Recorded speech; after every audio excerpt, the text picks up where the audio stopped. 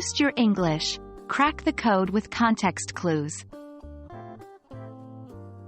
Hello, learners. Today, we're going to dive into a very important skill that can help improve your English listening fluency. Listening for context clues. Context clues are hints in the conversation or text that can help us understand the meaning of new or unfamiliar words or phrases. It's like being a detective in your own language learning journey. Let's jump right in. Context clues are the pieces of information that appear near an unfamiliar word or phrase that help you guess its meaning. These clues can be explicit or implicit. Explicit clues are directly stated definitions or explanations. Implicit clues, on the other hand, require a bit more detective work. You may need to deduce the meaning based on what's being talked about, the emotions expressed, or the actions taking place. There are several types of context clues you might encounter. 1. Definition, explanation clues.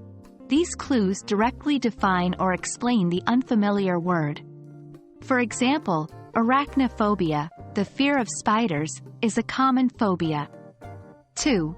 Synonym, antonym clues. These clues provide a synonym, same meaning, or antonym, opposite meaning, for the unfamiliar word. For example, John was elated, or extremely happy, when he passed his exam. 3. Example clues. These clues give examples that help define the unfamiliar word.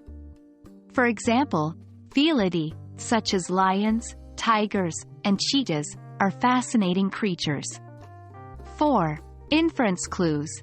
These clues require you to infer or guess the meaning based on the overall context. For example, Sheila gazed at the opulent mansion, her eyes wide with awe and envy. When listening, you won't always have the ability to go back and reread, unlike when you're reading a text. This means you have to train your brain to listen for these clues in real time. Here are some steps you can follow. 1. Identify the unknown word or phrase.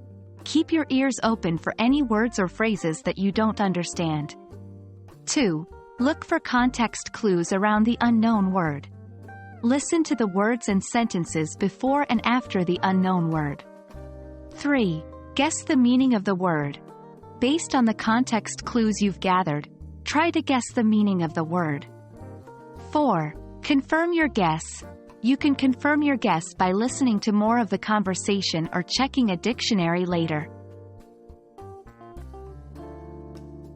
The best way to get better at using context clues is to practice, practice, practice.